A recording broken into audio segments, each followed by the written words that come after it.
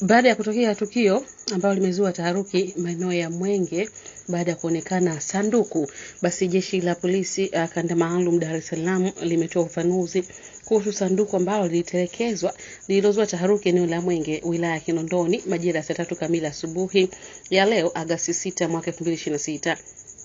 Kwa mujibu wa polisi, uchunguzi wa awali umebaini kuwa sanduku hilo lililotengenezwa kwa mbao lilikuwa na kipande cha mbao kilichochongwa mithili ya mguu wa kiti au kitanda cha mtindo wa zamani na si kifaa hatarishi kama ilivyozaniwa na baadhi ya wananchi.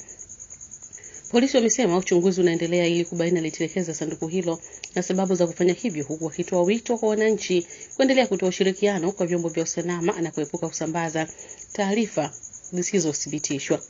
Mimi Mtambebi na hii ni 69 Media Pro.